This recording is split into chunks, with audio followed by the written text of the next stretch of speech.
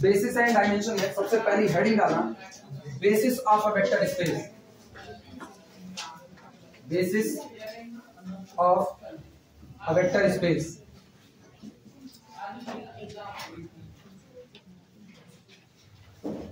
Basis of a vector space.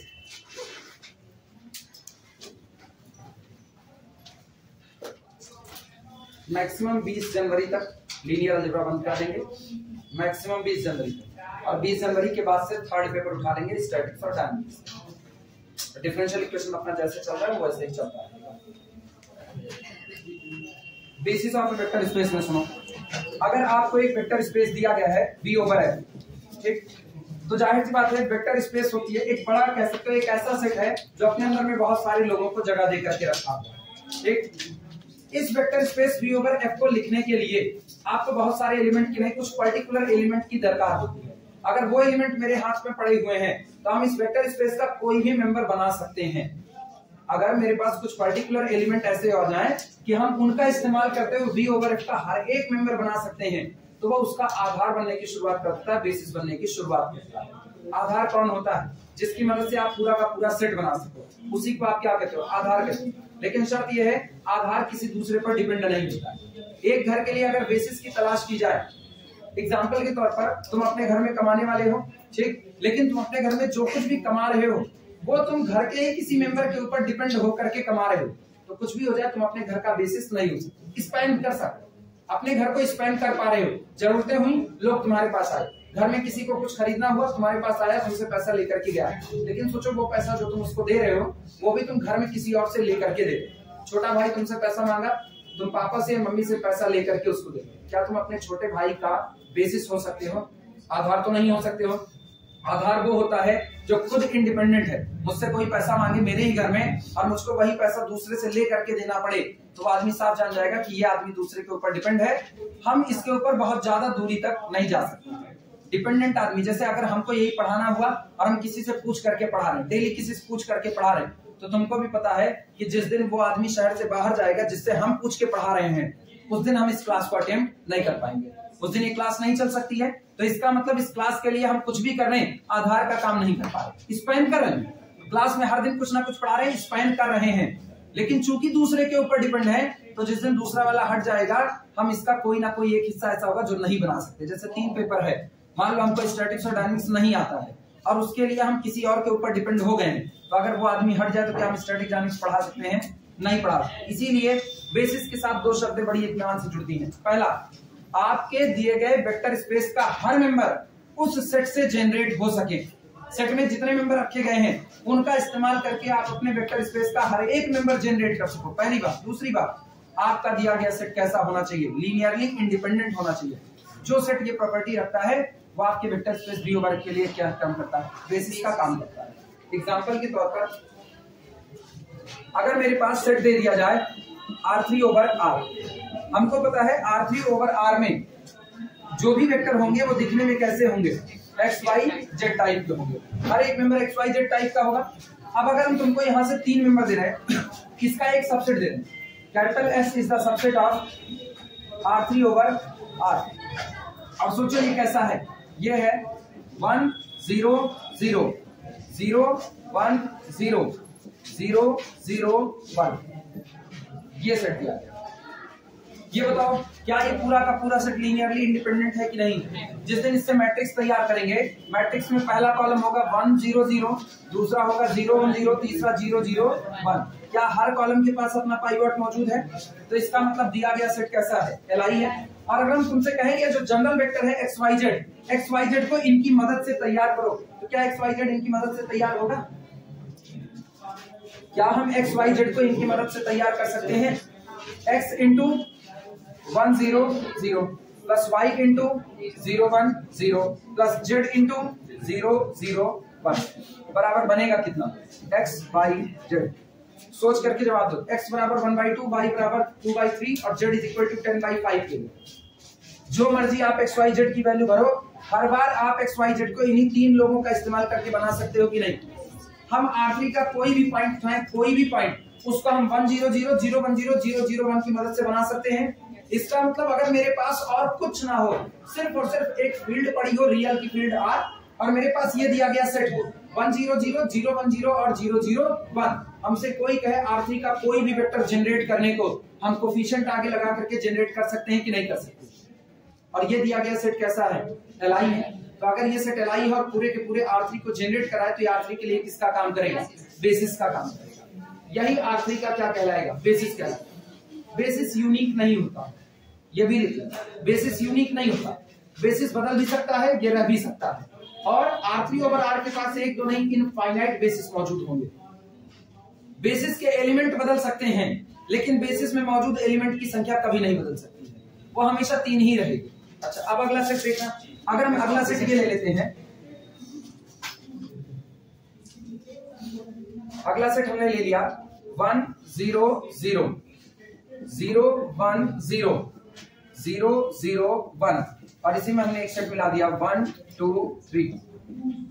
सोच के जवाब दो, क्या R3 ओवर R का हर मेंबर इस दिए गए सेट से बनाया जा सकता है?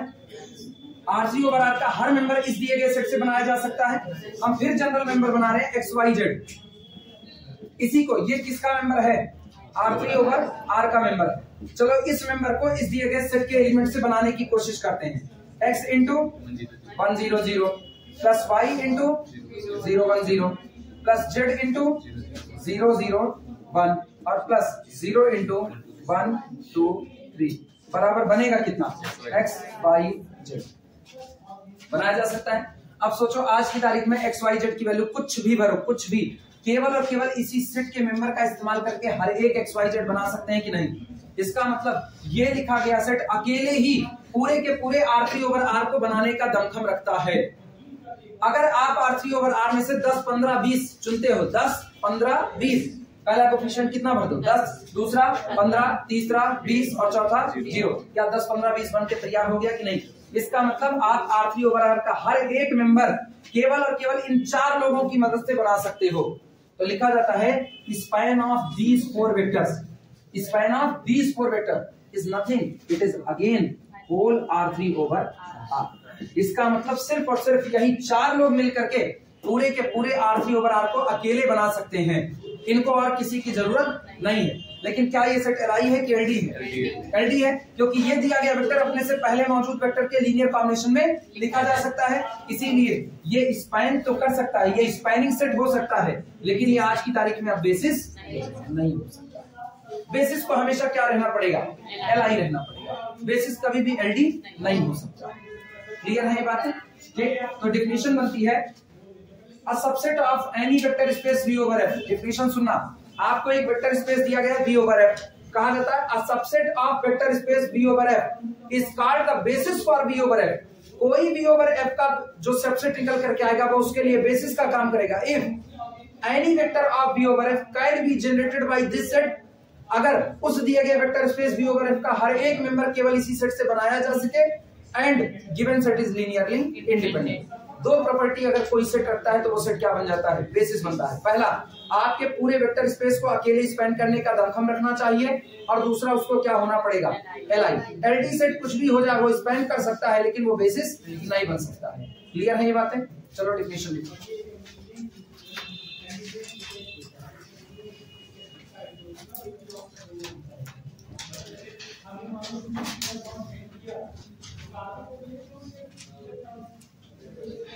डेफिनेशन में लिखना, late V over F be a given vector space, be a given vector space। माना V over F हमें दिया गया कोई एक वेक्टर स्पेस है, and capital S, and capital S be any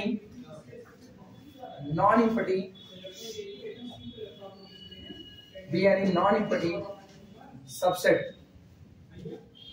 of V over F, और capital S इस दिए गए vector space V over F का कोई भी एक नॉन एम्प्टी सबसेट है।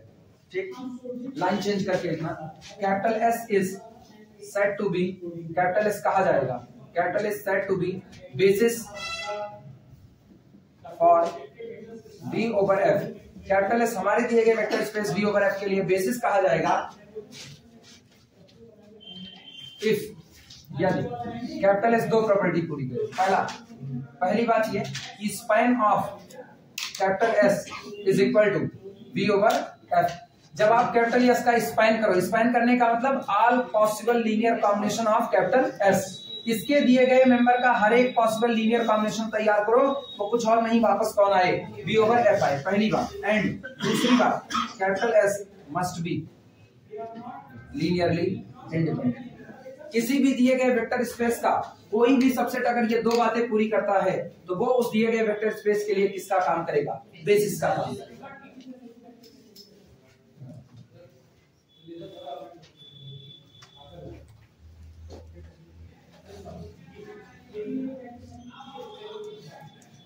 ये ऊपर वाली जो लाइन लिखी गई है इसी को ऐसा भी पढ़ा जा सकता है, दैट इज ऊपर वाली line, that is every element of V over F can be generated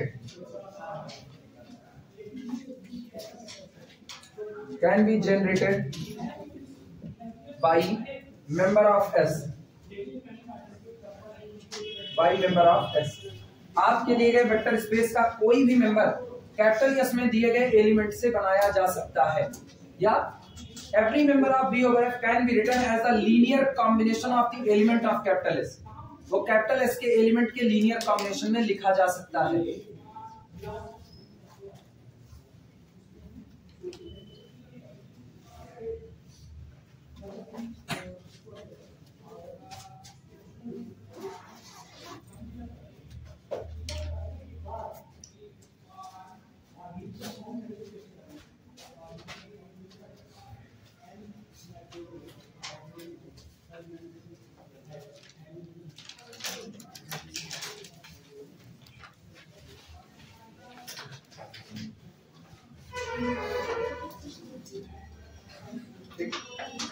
तुरंत अगली हेडिंग डाल देना, डायमेंशन।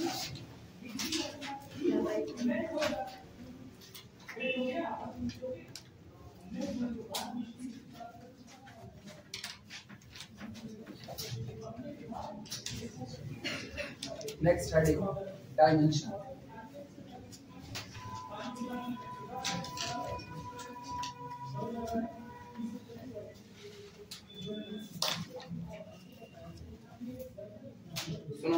एक बार अगर आपको बेसिस मिल गया, मतलब एक ऐसा सेट मिल गया जो सेट खुद कैसा है, लीनियरली इंडिपेंडेंट है और आपके दिए गए वेक्टर स्पेस को अकेले स्पैन करने का दमखम रखता है, तो इस सेट के पास जितने एलिमेंट है उन्हीं की संख्या आपके वेक्टर स्पेस की डायमेंशन बनती है।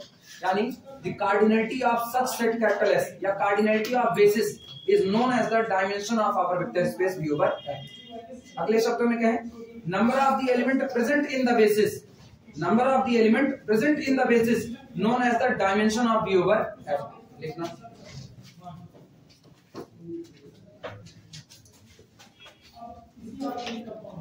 number of elements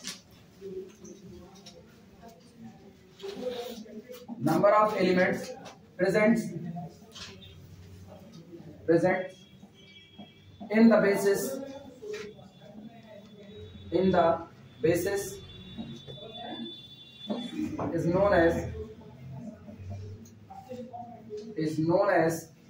dimension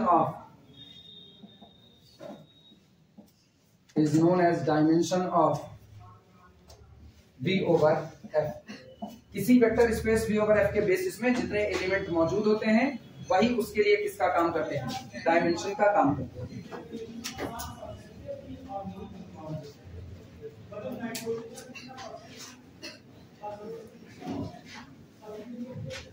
हो गया हो तो इसको हटाएं, फिर कुछ समझाएं।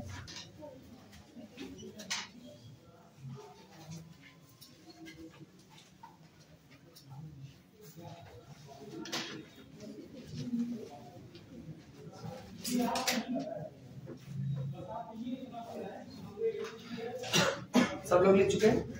हो गया सबका?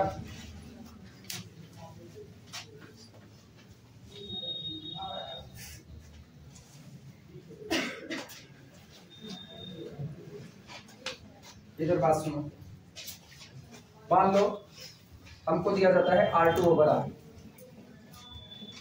R2 ओवर R, ठीक। इसका मतलब फील्ड मेरी कौन है, R, रियल की, और जितने एलिमेंट हैं वो किस टाइप में नजर आएंगे, ऑर्डर्ड पेयर टाइप में नजर आएंगे। यानी ये पूरा का पूरा सेट जो होता है ये अपने अंदर में एलिमेंट कंटेन करता है, collection of such X Y type, जहां पर एक्स और वाई दोनों कौन होंगे, रियल नंबर आते हैं, ठीक। हमको एक ऐसा सेट खोजना है जो सेट पहली बात तो लीनियरली इंडिपेंडेंट हो, और दूसरी बात इस सेट में मौजूद हर एलिमेंट को अकेले बनाने का दमखम रखता हो। पहला सेट एलआई होना चाहिए। अच्छा, दूसरी बात बेसिस जो आपका निकल के आएगा ना वो आपके वेक्टर स्पेस का सबसेट ही होना चाहिए, सबसेट के अलावा नहीं।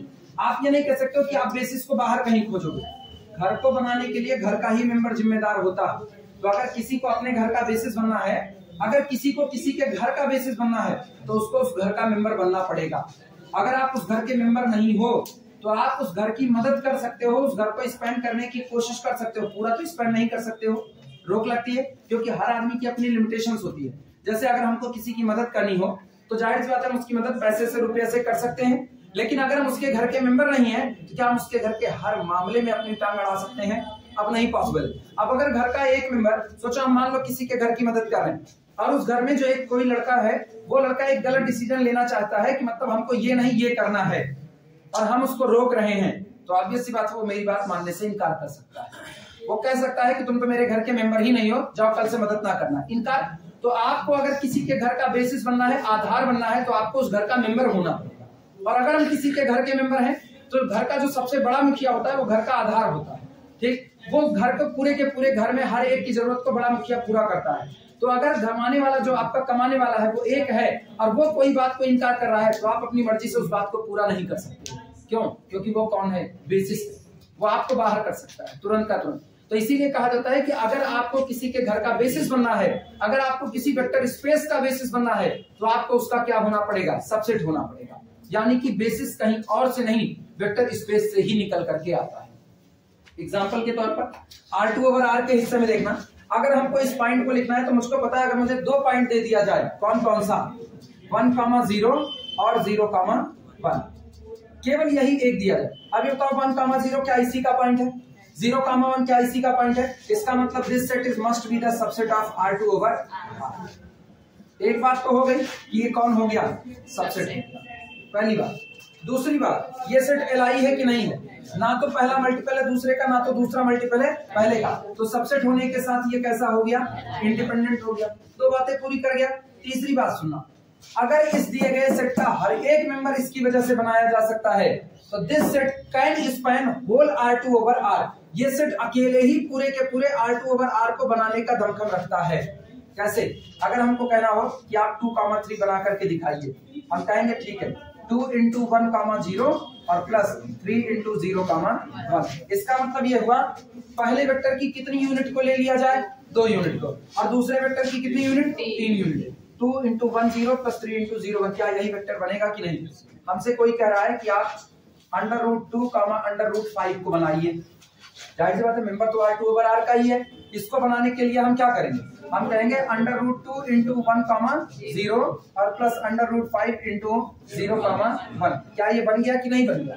इन जनरल आप x y कुछ भी रख दो, सामने वाले ने कहा x, y को बना के दिखाओ, हम कहेंगे लो यही x उठा के लगा दो, x × 1,0 प्लस y × 0,1। फिर बन गया कि नहीं बन गया? जो मर्जी x y भरो, क्या हर एक एलिमेंट बन सकता है कि नहीं? तो लिखा क्या जाएगा, लिखा जाएगा span of 1,0 plus 0,1, span of 1,0 and 0,1 is nothing, it is whole R2 over R। जब आप इसका स्पैन करते हो तो पूरा का पूरा R2 ओवर R बनता है। कहने के कई तरीके हैं, आप ये कह सकते हो collection of all possible linear combination of 1,0,0,1 is R2 over R। पहला तरीका, collection of all possible linear combination. आप इन दिए गए 2 वेक्टर का जितना मर्जी पॉसिबल लीनियर कॉम्बिनेशन तैयार कर लो, कोई नया सेट नहीं, खुद कौन बनेगा, R2 ओवर R बनेगा। या आप ये कहो span of these 2 vectors is R2 over R। इनका आप स्पैन तैयार करोगे तो कौन होगा, R2 ओवर R। या आप तीसरा तरीका कह सकते हो, every vector in R2 over R can be generated by 1,0 and 0,1। या आप और एक तरीके से कह सकते हो every vector in R2 over R can be written as the linear combination of 1,0 and 0,1। Linear combination ही तो लिखा गया है, तो इसका हर एक वेक्टर इन दोनों के लीनियर कॉम्बिनेशन में लिखा जा सकता है। ये तीन प्रॉपर्टी पूरी कर रहा है, सबसेट है, एलआई है और स्पैन कर रहा है। इसीलिए ये मेरे दिए गए R2 ओवर R के लिए किसका काम करेगा, बेसिस का काम करेगा। और बताओ इसके अंदर कुल कितने लोग हैं, 2, तो R2 ओवर R की डायमेंशन भी क्या होती है। अभी तो हम इसको कहते हैं 2 dimensional space, Euclidean 2 dimensional space. इसके पास लंबाई होती है और कौन होती है, चौड़ाई होती है। क्लियर हुआ? अगला सुनो। नहीं, बेसिस यूनिक नहीं होता, बेसिस खाली एक दिन यूनिक होगा। सुनो, केवल एक दिन यूनिक होगा बस, खाली जिस दिन आप नल स्पेस बना रहे होगे। सिंगलटन जीरो उसका बेसिस 5 होता है। तो सर जी R2 और बेसिक होगा और होगा, इंतजार करो, अभी सब दे रहे हैं, इंतजार करो ना। इसीलिए तो हम जानते हैं ना, गड़रिया अपनी भेड़ों को पहचानता है। इतने बता करके अभी आगे निकलने, अभी आगे बस बुद्धि तुरंत लगना चालू हो जाएगी। और जब हम टाइम मांगेंगे तो तुम्हारे पास उसी की क्राइसिस है, मेरे पास नहीं है, तुम्हारे पास उसी की क्राइसिस है। तब सब लोग छनछनाना चालू करोगे, आधे से ज्यादा लोग ना, टाइम नहीं है, टाइम नहीं है, टाइम नहीं है। अपने को पता है इतनी जल्दी कुछ होने वाला नहीं है। ये शुद्ध एनालिसिस का पार्ट है, शुद्ध एनालिसिस का पार्ट। और उत्तम माइक लाल में दम होता है कि शुद्ध एनालिसिस के पार्ट को सही सलामत निपटा देते ना। नहीं घसकटवा पढ़ाई चल देती है, घसकटवा होता है, और इस बात को हम एक्सेप्ट करते हैं ना, खुले आप एक्सेप्ट करते हैं ना। इधर लीनियर अलजेब्रा नहीं समझ पाए ना, दौड़ जाओ, पूरी मंडी सजी पड़ी है, कोई लीनियर अलजेब्रा नहीं समझा सकता, दौड़ जाओ, कमांड करके बोल रहे। और पूरा हमको भी नहीं आता, ये भी करें, पूरा लीनियर अलजेब्रा हमको नहीं आता, लेकिन आप बाकी जितने लोग पढ़ा रहे हैं ना, बाकी जितने लोग पढ़ा रहे हैं उनमें आता, चाहे जिसको चाहे जितना हो। समझाने का तरीका नहीं मौजूद, समझाने का तरीका तुमको 2 जगह मिलेगा बस, खाली दिन बता रहे 2 जगह बस, जीएन सर के पास चले जाओ, मेरे पास बस, और तुमको नहीं मिलेगा समझाने का तरीका। कहो रिटर्न लिख करके, और जिसको हमसे बहस करनी हो कर ले।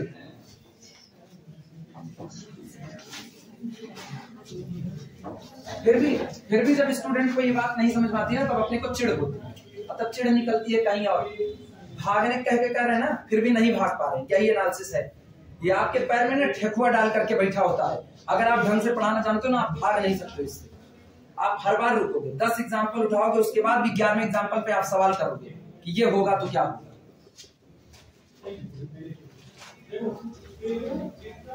अगला सुनो, अभी हम केवल ना फेमस ले रहे हैं, जिसमें तुमको बहुत सोचना ना पड़े। फिर बताते हैं जब सोचने के लिए बेसिस आएगा तब। R3 ओवर R की बात करते हैं, जिसके अभी कर चुके हैं। R3 ओवर R कलेक्शन होता है ट्रिपलेट का, X Y Z टाइप के लोगों का, जहां पर X Y और Z ये आपके कौन होते हैं, रियल होते हैं। अभी तो हम कॉम्प्लेक्स का जिक्र तक नहीं कर रहे, कॉम्प्लेक्स का जिक्र आएगा तब देखना। कॉम्प्लेक्स की डायमेंशन ना भेजा घुमा देती है। R3 ओवर R ये रहा। अब इसका कोई भी मेथड लिखना हो, मुझको केवल 3 लोगों की जरूरत है, 1 0 0 0 1 0 और 0 0 1। मेरे हाथ में केवल यही 3 लोग कोई थमा दे और मुझसे कहे 3 डायमेंशनल की दुनिया R3 ओवर R का आप कोई भी वेक्टर बना के दिखा दो, हम बना करके दिखा देंगे। आप जो कहोगे हम वो बनाएंगे। इन जनरल इसी X Y Z को बना देते हैं। यह लिखा जाएगा X into 1 0 0 plus Y into 0 1 0 और प्लस Z इंटू 0 0 1 और बराबर बनेगा भैया X Y Z। जो मर्जी X Y Z भरो, जो मर्जी X Y Z। हम बनाना चाहते हैं 3 2 1 को बनाना चाहते हैं, कितना भर दें 3, इसको कितना भर दें 2 और इसको कितना भर दें 1। बोलो पहले से क्या तैयार हुआ, 3 0 0, दूसरे से 0 2 0 और तीसरे से 0 0 1। अब तीनों ऐड करो 3 2 1 बन गया कि नहीं बन गया? अपने यही क्यों बना रहे हैं, अपने ये बनाना चाहते हैं under root pi under root 21 और बनाना चाहते हैं e की power 2 upon under root pi, ये बनाना चाहते हैं। क्या ये R3 में नहीं होगा? Real number R3 over R के अंदर जितने ट्रिपलेट तैयार कर रहे हो सब में रियल ही तो भर रहे हो। बोले x बराबर कितना भर दिया जाए, अंडर रूट पाई, y बराबर अंडर रूट 21 और z बराबर e की power 2 upon under root pi. क्या बन जाएगा कि नहीं बन जाएगा? इसका मतलब we can create every member of R3 over R. We can create every member of R3 over R by use of only 1 0 0 0 1 0 and 0 0 1। केवल इन 3 के इस्तेमाल से बना सकते हो कि नहीं? लिखा कैसे जाएगा? लिखा जाता है जनरल फॉर्म में स्पैन ऑफ 1 0 0 कॉमा 0 1 0 कॉमा 0 0 1 और ये पूरा का पूरा स्पैन किसको बनाएगा? R3 ओवर R को बनाएगा। क्या span of this set is equal to R3 over R हो गया कि नहीं? और ये बताओ क्या इनमें से कोई भी किसी के लीनियर कॉम्बिनेशन में लिखा जा सकता है? तो पूरा का पूरा सेट कैसा हुआ? Li। और पक्की बात है सबसेट तो हाई है, सबसेट तो हाई है, उससे इनकार नहीं है। अब ये बताओ स्पैन कर गया, Li कर गया, दोनों बातें पूरी कर गया कि नहीं? ये कौन बन चुका है? बेसिस बन चुका है। क्लियर हुआ कि नहीं? अगला सुनना। अभी हम कॉम्प्लेक्स का जिक्र नहीं करेंगे, बाद में करेंगे कॉम्प्लेक्स का।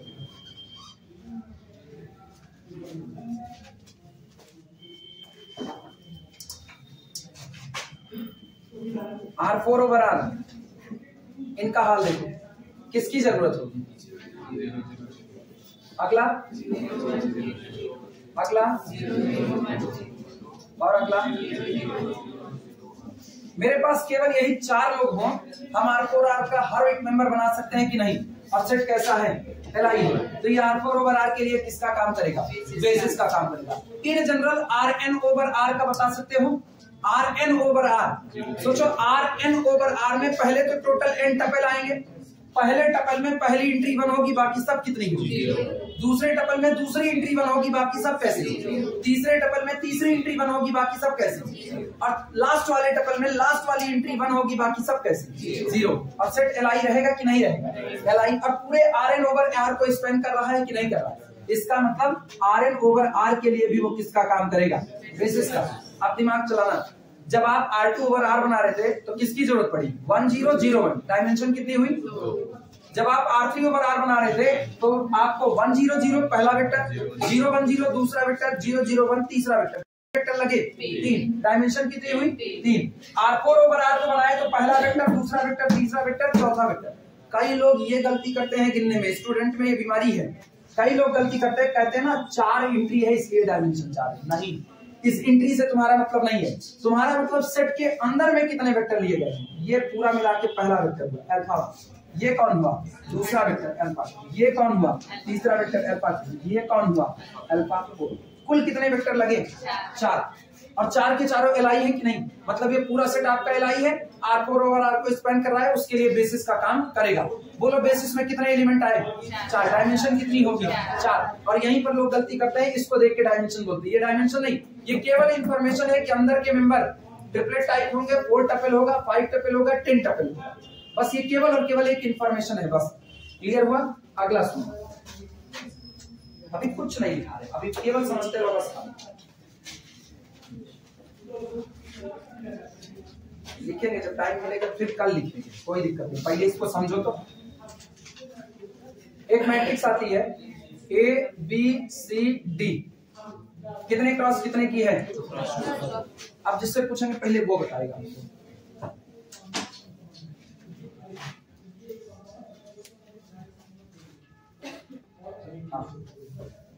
2 क्रॉस 2 की सारी मैट्रिक्स का कलेक्शन, 2 क्रॉस 2 की सारी मैट्रिक्स का कलेक्शन रिप्रेजेंट कैसे होता है?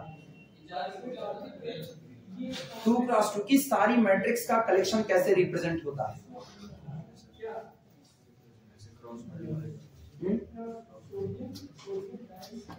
सिंबल बोलो, सिंबल।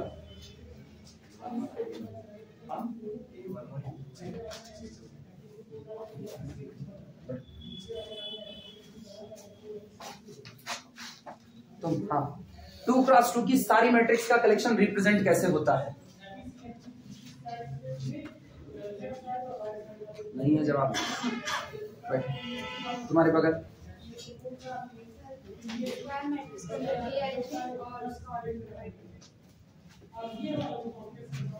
पीछे नहीं, सबसे पीछे नहीं। पढ़ाई नहीं चल रही है ना? पुरनका वाला दोहराया नहीं दोहराया? जितना पढ़ाई लीनियर अलजेब्रा तक उसको दोहराया कि नहीं दोहराया? जहां वेक्टर स्पेस बना रहे थे, बोलो नहीं दोहराए हो? दोहरा लो बच्चा ना, नहीं दोहराओगे ना मेरी खोपड़ी सटकेगी तो दिक्कत हो जाएगी। इसीलिए अभी कह रहे हैं दोहरा लो उसको, अभी मौका है। रितेश 2x2 की सारी मैट्रिक्स का कलेक्शन कैसे रिप्रेजेंट होता है? क्या R2/R वो है, तो जो R2/R लिखे थे ये क्या था?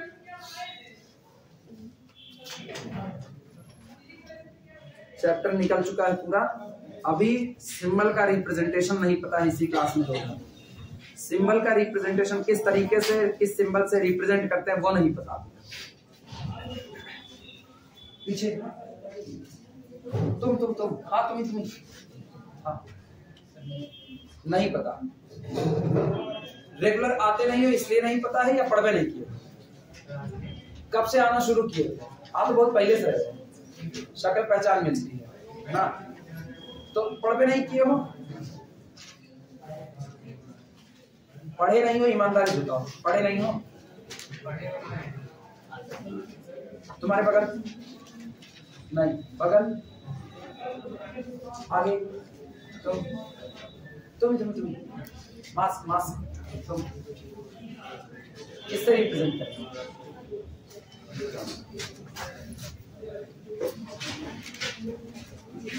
बोलो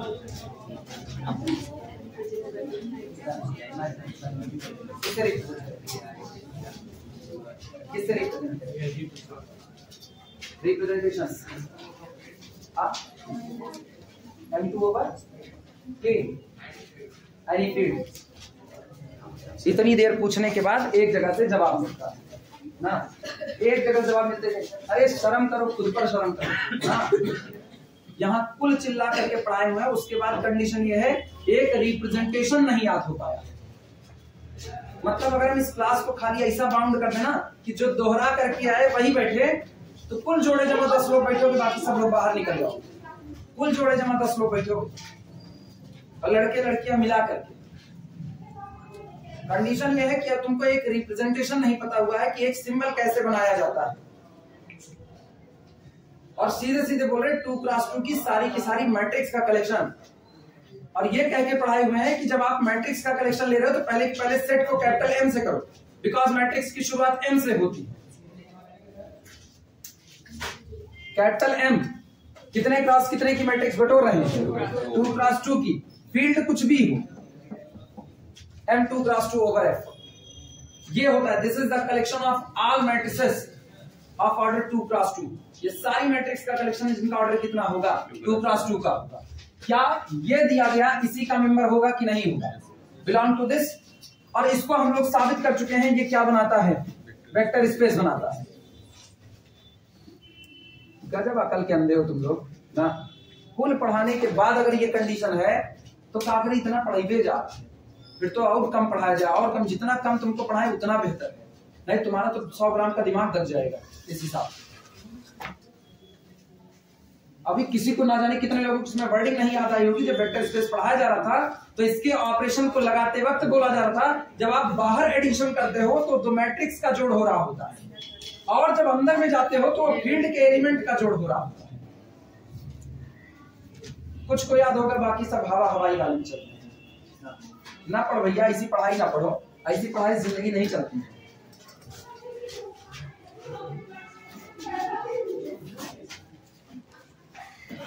ABCD 2x2 की मैट्रिक्स है, इस दिए गए सेट से बिलोंग करती है। अगर ये इस सेट से बिलोंग करती है और ये कौन है?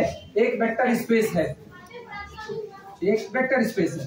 तो अब हमको एक ऐसा सेट खोजना है जो सेट इसके लिए बेसिस का काम कर सके। दुनिया में अगर एक परिवार है ना, तो परिवार का आधार होगा, बिना आधार के परिवार नहीं डेवलप होता है। तो इसका मतलब अगर ये आपकी एक फैमिली है तो निश्चित तौर पर इस फैमिली का क्या मौजूद होगा? बेसिस मौजूद होगा। और हमको उसी बेसिस की तलाश करनी है, क्योंकि एक बार अगर हमको बेसिस मिल गया ना तो हमको डायमेंशन मिल जाती है कि इसकी डायमेंशन क्या होने वाली है। अब गौर करो, इसका एक जनरल मेंबर उठा लिया ABCD, और इस जनरल मेंबर को लिखने के लिए कितने लोगों की जरूरत पड़ेगी? उन लोगों को बटोर रहे हैं। ध्यान देना, क्या A into 1 0 0 0 plus B into 0 1 0 0 plus C into 0 0 1 0 लिखा जा सकता है कि नहीं? और ये बताओ, अब हम इस दिए गए सेट का तुमको कोई भी मेंबर दें, हम a बराबर 5 कर दें, b बराबर 6 कर दें, c बराबर 8, d बराबर 9 कर दें, और इसका मतलब मैट्रिक्स क्या बनी 5 6 8 9, और हम करें इस मैट्रिक्स को लिख करके दिखाइए, तो क्या इन 4 लोगों की मदद से ये मैट्रिक्स लिखी जा सकती है कि नहीं? इसका मतलब every matrix of order 2 cross 2 can be generated by use of alpha 1, alpha 2, alpha 3 and alpha 4। केवल इन 4 लोगों का इस्तेमाल करके आप 2 क्रॉस 2 की सारी मैट्रिक्स लिख सकते हो कि नहीं? लिख सकते हो। और अगर इन्हीं 4 मैट्रिक्स से तुमको जीरो वेक्टर कंस्ट्रक्ट करना हो तो क्या तरीका होगा? केवल एक तरीका, बस सारे कोफिशिएंट आपको क्या लगाने पड़ेंगे? 0। इसके अलावा तो कोई तरीका नहीं है। तो इसका मतलब जो आपका ये कलेक्शन आया है कौन सा? 1 0 0 0, अगला कौन? 0 1 0 0, अगला कौन? 0 0 1 0, और एक लास्ट मैट्रिक्स 0 0 0 1। ये पूरा का पूरा कलेक्शन कैसा रहा? Linearly independent and can span whole MR2 over F। याद आया? तो अगर ये पूरे के पूरे M2 क्रॉस 2 ओवर F को अकेले स्पैन कर सकता है और खुद LI बना है, तो क्या ये उसके लिए बेसिस का काम करेगा कि नहीं करेगा? बेसिस का काम करेगा। कुल कितने मेंबर हैं? तो 2 गुणे 2 की मैट्रिक्स का कलेक्शन का जो वेक्टर स्पेस होता है उसकी डायमेंशन कितनी होती है? 4। ये तो 3 गुणे 3 में डायमेंशन कितनी होगी? 9। 3 त्रिक 9, क्योंकि अब आपको टोटल ना 9 प्लेस बनाने हैं। हर प्लेस को बनाने के लिए आपको एक मैट्रिक्स की दरकार है। हर प्लेस को बनाने के लिए एक मैट्रिक्स की दरकार है। तो टोटल कितने प्लेस हैं? 9। तो कितने एलिमेंट हो गए? डायमेंशन कितनी? 9। 16 गुणे 16 की मैट्रिक्स अगर बना रहे हैं तो 16 गुणे 16 उसकी डायमेंशन चलेगी। 12 गुणे 12 की अगर आप मैट्रिक्स बना रहे हो ना, 12 12 में 144 उसकी डायमेंशन चलेगी।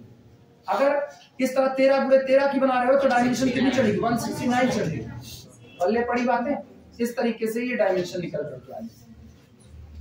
अब सुनो, अब इतने से हट के पॉलिनोमियल में आते हैं। हमको पता है, इतना बता रहे ना, इतना बताने के बाद भी इसी क्लास में एक जोन ऐसा तैयार होगा जिसको हम नल स्पेस कहते हैं, तैयार होगा। वो नल स्पेस है, कुछ पढ़ा दो नील है, कुछ पढ़ा दो नील है। जाने का दोहरे भी नहीं करते, अभी दोहरा नहीं रहे, बाद में सब बंडल इकट्ठा करके दोहराएंगे। अब या तो हम एक जो डंडा उठाएं और उसके बाद हम सुनना चालू करें और काट दें पिठिया तुम्हारी, तब तुम पढ़ना चालू करोगे। फिर वही होगा बीएससी के लड़के मारे जा रहे हैं, तब ये कंडीशन बनेगी। मतलब इधर से लेकर के उधर तक कुछ पूछो तो जवाब के नाम पर बस खाली बस गिनती के हाथ खड़े होते जवाब के नाम पर, क्योंकि सब एकदम मतलब बोलने में खराब लगेगा, लेकिन हाँ सचमुच में बैल बुद्धि वाली कंडीशन चल रही है।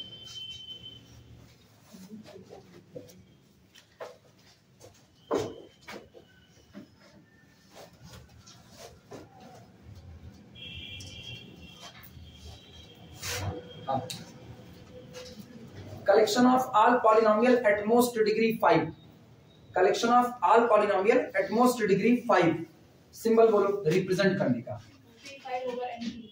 P5 over एनी फील्ड, जो आपकी फील्ड रही। ठीक,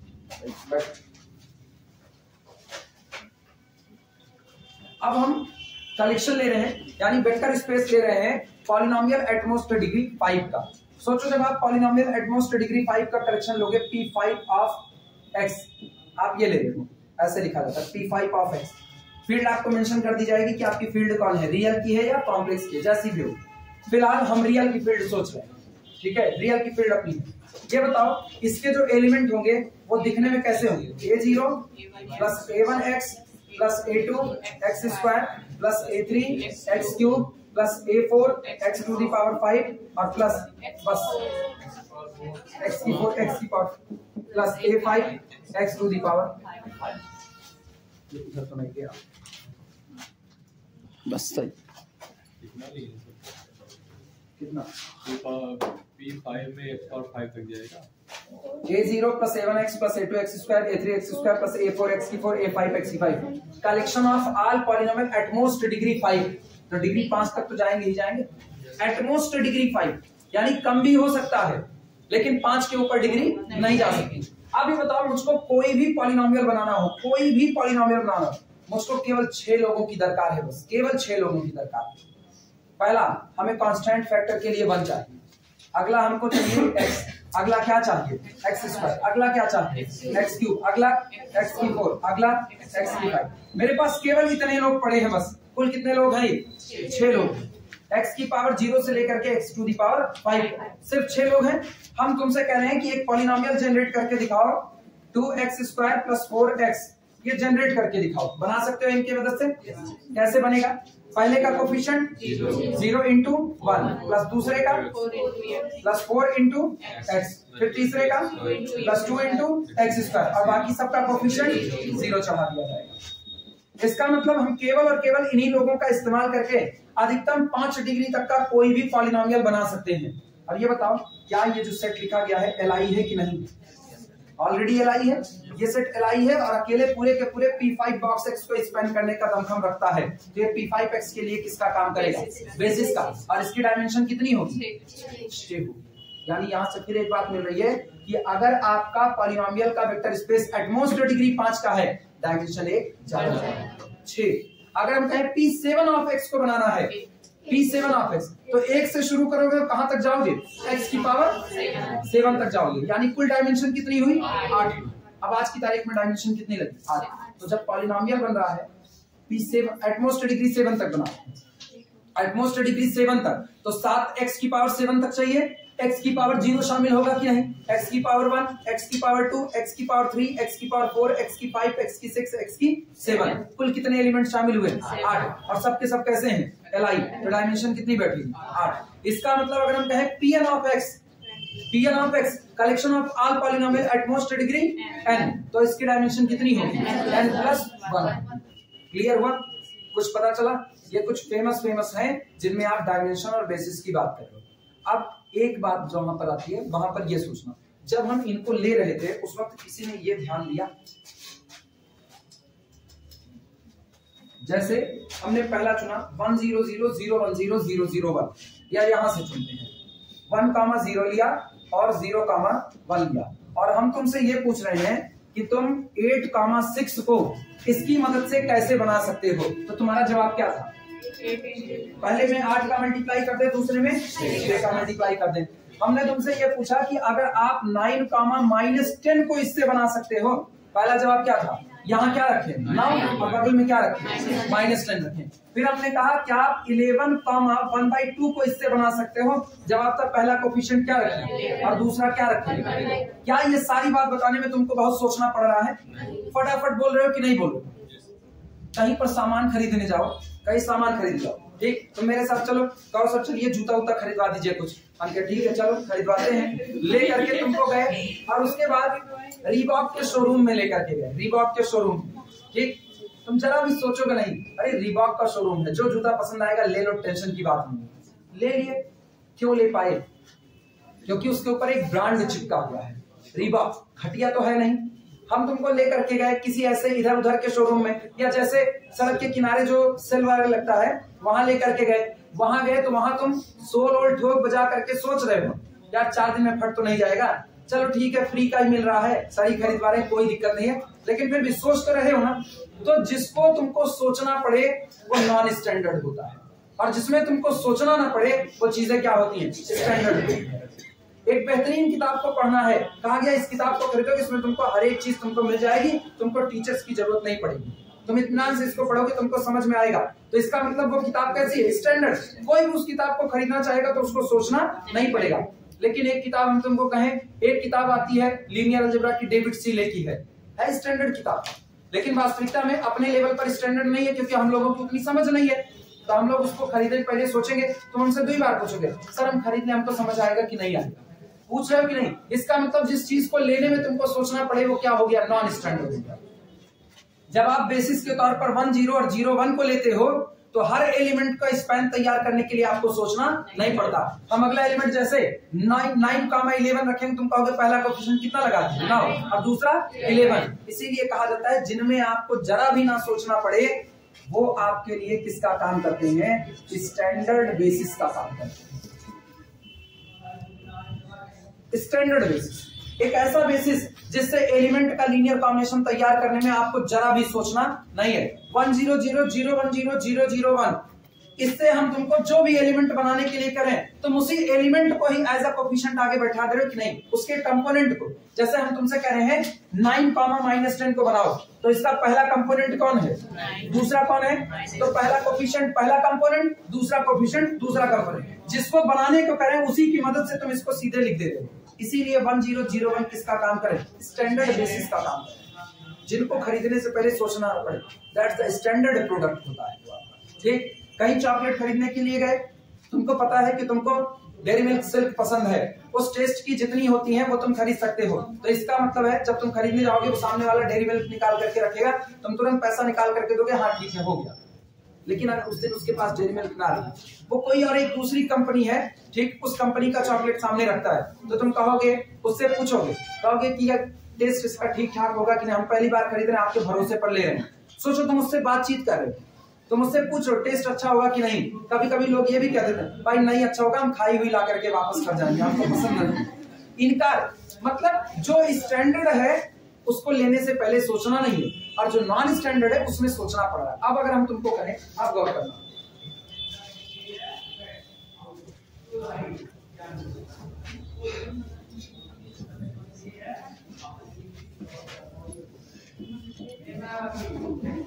क्या ये सेट एलआई है कि नहीं, पहले ये बताओ क्या ये सेट एलआई है कि नहीं, लीनियरली इंडिपेंडेंट। क्या इसमें जीरो वेक्टर शामिल है, नहीं शामिल। क्या पहले से दूसरा तैयार कर सकते हो, 3 से मल्टीप्लाई करो, 3 1 के 3, पहला तो बन गया, लेकिन 3 5 15 नहीं बने। पहला दूसरे का मल्टीपल नहीं है, दूसरा पहले का मल्टीपल नहीं है। किसी दिए गए सेट में अगर केवल 2 ही वेक्टर और दोनों एक दूसरे के मल्टीपल ना हो तो आपका सेट क्या होता है, एलआई। सेट तो एलआई है, मिल गया। और सुनो, ये सेट आपके पूरे के पूरे R2 ओवर R को अकेले स्पैन करने का दमखम रखता है, अकेले। कैसे वो सुनना, R2 ओवर R का कोई एक मेंबर ले लो x कामा कितना y, जनरल मेंबर ले लिया। अब चेक करते हैं क्या ये इनके लीनियर कॉम्बिनेशन में लिखा जा सकता है कि नहीं, देखते हैं।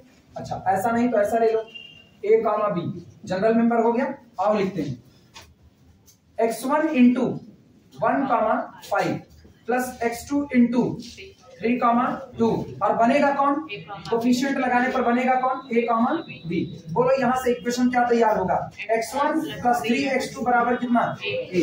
x1 प्लस 3x2 बराबर कितना, a। अगला सुना, 5x1 प्लस 2x2, तो 5x1 plus 2x2 is equal to कितना, इसको अगर सॉल्व करके x1 x2 का मान मिल जाए तो आप लीनियर कॉम्बिनेशन में लिख सकते हो, और ना मिले तो नहीं लिख सकते हो। क्लियर है कि नहीं। अब सुना कैसे सॉल्व होगा, लिखो मत, आज सिर्फ समझो, बस इसको केवल समझो, नहीं तो हमको हर दिन समझाना पड़ेगा। अभी तो हम एक बार समझाएंगे फिर हम लिखते जाएंगे। अब गौर करना, मैट्रिक्स तैयार करें। मैट्रिक्स में क्या बनेगा, पहला कॉलम बोलो 1 5, दूसरा कॉलम बोलो 3 2, और डॉटेड लाइन कौन, A B।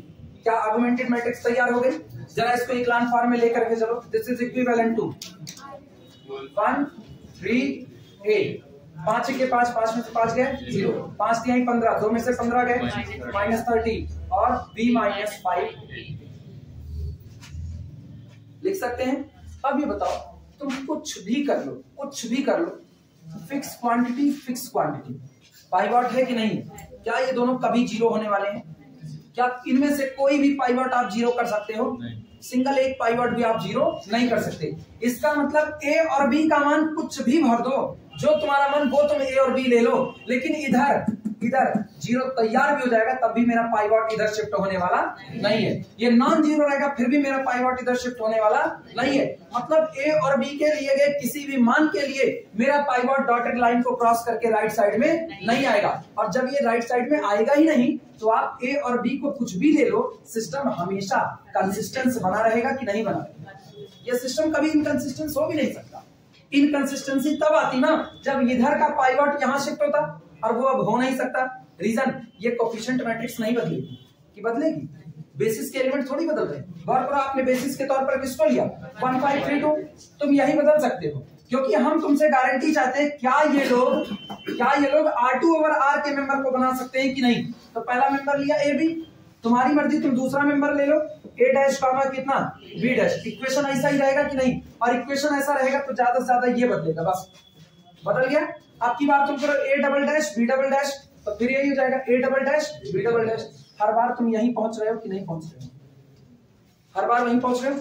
ये बताओ सारी वैल्यू बदल किसकी रही, a और b की? ये तो नहीं बदल रहा ना, ये तो फिक्स है अपनी जगह पर, क्योंकि ऑपरेशन भी नहीं बदल सकते हो। जब अपनी जगह पर फिक्स है, तुम a और b कुछ भी रखो, हर बार तुमको सॉल्यूशन मिलेगा कि नहीं मिलेगा? हर बार मिलेगा। सोचो सॉल्यूशन का मतलब अपने को कौन मिलेगा, x1 और x2। आप इधर 5 6 रख दो, x1 x2 का मान आएगा कि नहीं आएगा? Because our system is consistent. 9 10 रख दो, सॉल्यूशन आएगा कि नहीं आएगा? 12 13 रख दो, सॉल्यूशन आएगा कि नहीं आएगा? √2 √3 रख दो, तब भी सॉल्यूशन देगा कि नहीं? सिस्टम इनकंसिस्टेंट होगा ही, हरदम सॉल्यूशन दे रहा है। मतलब B can create every member of R2/R by use of 1, 5 and 3, 2। जिनको दिक्कत लगे कैसे ना, हम लिख करके दिखा रहे हैं। सुनो, कोई एक वैल्यू चुनो, R2/R का कोई एक मेंबर बोलो, जो मर्जी।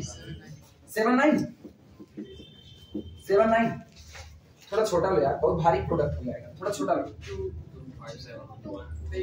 2 3 अब गौर करना, मैट्रिक्स क्या बनेगी? 1 5। अगला क्या बनेगा? 3 2 और डॉटेड लाइन क्या आया? 2 3। This is equivalent. बोलना 1 3 2। 5 1 के 5 और ये कितना? 0। 5 3 15 -13। 5 दूनी 10, 3 में से 10 गए -7 हुआ। अब बोलो रिड्यूस्ड इक्वेशन क्या बना? x1 + 3x2 = कितना? 2। और यहां से क्या बना? -13x2 = -7। क्या यहां से x2 का मान निकल आएगा कि नहीं? और x2 का मान ऊपर रख के x1 मिलेगा कि नहीं मिलेगा? सोचो x1 x2 दोनों मिल गया। मान लो x1 बराबर कितना मिल गया? लैम्डा, और x2 बराबर कितना मिल गया? म्यू। तो यहाँ लैम्डा रखो, यहाँ म्यू। ये वेक्टर तैयार हो गया कि नहीं तैयार? अगला काम हम इसको कर देते हैं लोग 5 3 कर दोगे तो पहला वाला कौन हो गया? 5। अब सोचो 5 25 और 3 में से 25 निकालो, यहां कुछ आएगा? सोचो ये पाइवट उधर जाने की तैयारी नहीं है। हर बार आप बदल रहे हो तो कौन बदल रहा है? ये हर बार ये अपनी जगह पर हर बार बरकरार है कि नहीं है? इसका मतलब आप कोई भी पॉइंट चुन लो R2/R का, ये सिस्टम इनकंसिस्टेंस होने वाला नहीं है। जब ये सिस्टम इनकंसिस्टेंस होगा ही नहीं, तो इसका मतलब R2/R का लिया गया हर vector can be written as the linear combination of these two vector. लिखा जा सकता है। इसका मतलब span of these two vector can generate whole R2/R। पूरे R2/R को बना पा रहा है। अब कुल क्या लोग हैं इसमें? 2 लोग। डायमेंशन आज भी कितनी है? डायमेंशन नहीं बदली, बेसिस बदल गया कि नहीं बदला? बेसिस बदल गया। अब हम तुमसे पूछ रहे हैं, आपकी बताना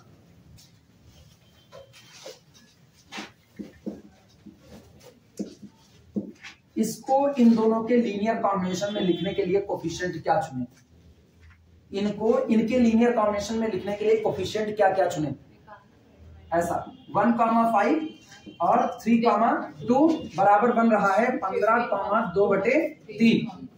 यहाँ लगाया x2, यहाँ लगाया x1। बोलो क्या चुने? x1 x2 + 3x2 = 15 लेंगे।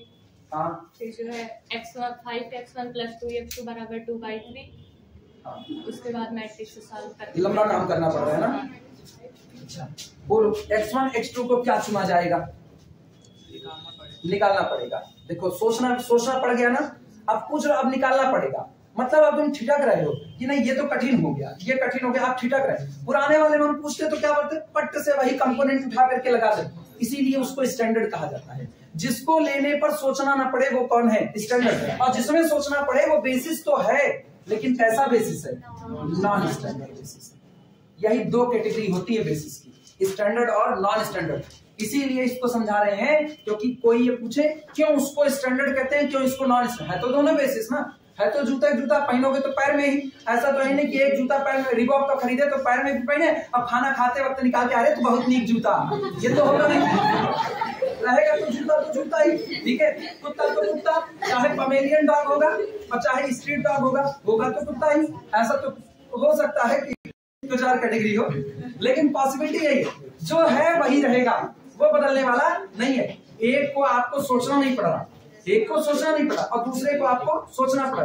सोचो एक लड़का है, खूब नहाए धोए एकदम तैयार है, छोटा बच्चा, ठीक, घर वाले उसको एकदम साफ सुथरा रखे हुए हैं। वो बगल से गुजरता है ना तो लोग एकदम हाँ छोटे क्या हाल है बोलेगा नहीं तुमसे, लेकिन तुम उसको ठीक है क्यों करोगे। और एक वही लड़का है, ठीक है, वो थोड़ा सा कंडीशन इसकी थोड़ी सी थोड़ी सी ठीक, काजल वाजल लगाया हुआ पूरा एकदम खींचे खाचे हुए है ठीक। और उसके बाद फिर मान लो नैपी वैपी में अपने 1-2 नंबर भी किया हुआ है, उसको लेने के पहले 2 बार सोचना पड़ता है ना। ऐसा ना हो कि उसको उठाओ तो खुद ही अपना भूलना पड़ जाए।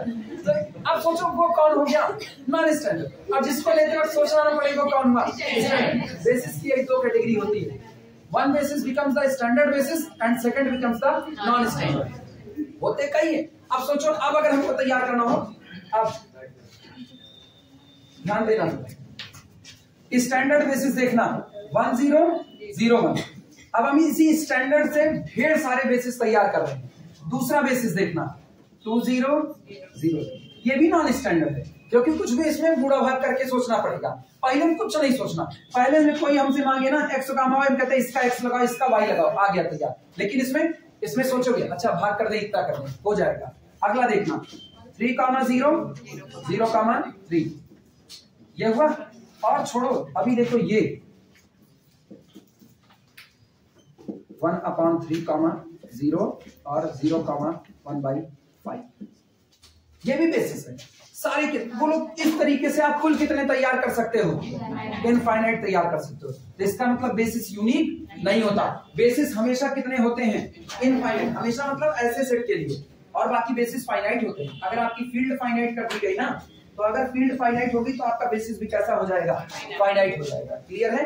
हम अभी रियल फील्ड की बात कर रहे हैं इसीलिए हम इनफाइनाइट बोल रहे हैं। अदरवाइज कोई पूछे क्या बेसिस की संख्या हमेशा फाइनाइट होती है, हमेशा इनफाइनाइट, जैसी फील्ड होगी वैसा भी होगा। अगर आपकी फील्ड फाइनाइट होगी तो बेसिस की संख्या भी कैसी होगी, फाइनाइट। फील्ड इनफाइनाइट होगी तो बेसिस भी कितने होंगे, इनफाइनाइट होंगे। कुल मिला के समझाने का बस केवल एक मतलब है, आप हर बार एक नया बेसिस तैयार कर पा रहे हो कि नहीं, तो बेसिस यूनिक नहीं होता है। हाँ, सिंगलटन 0 का बेसिस 5 वो यूनिक होता है, उसके लिए और आप कोई बेसिस पाओगे नहीं, केवल और केवल कैसा पाओगे, 5 पाओगे।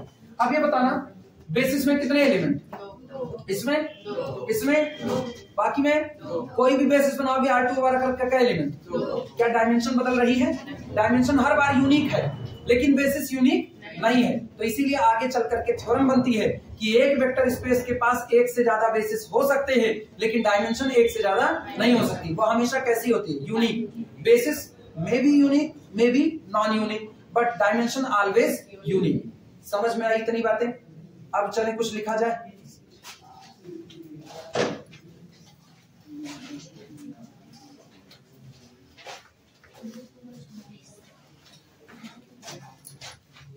हेडिंग डाल देना सम स्टैंडर्ड बेसिस,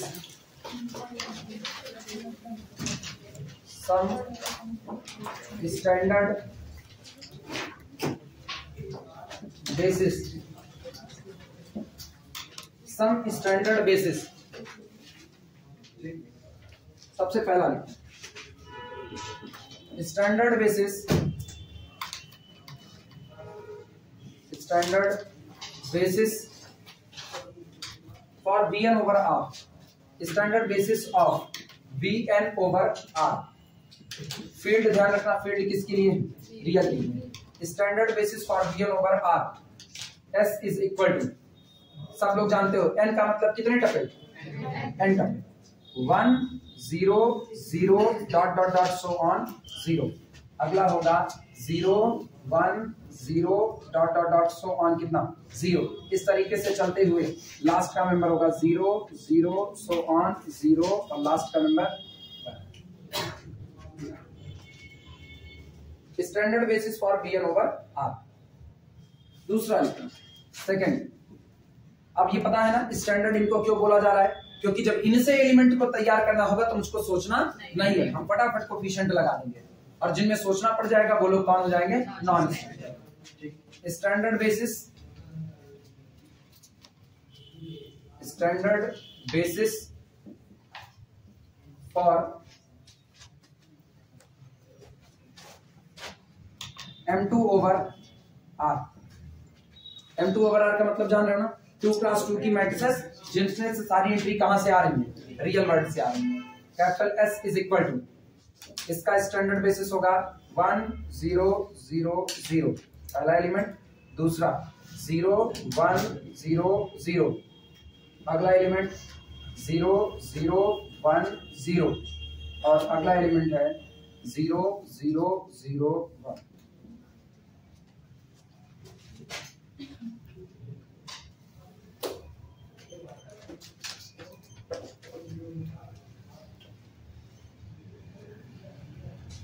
और यहां पर लिखना है तीसरा, standard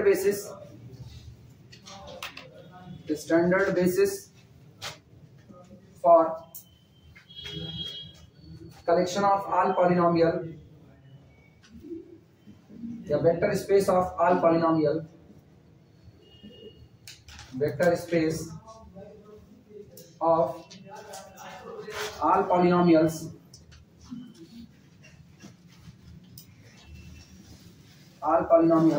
at most degree n, all polynomials at most degree n, at most degree n। सब लोग जानते हो, बोलो क्या होगा? s is equal to 1 x, x की पावर 2, x की पावर 3, चलते चलते कहां तक x की power n, x to the power n।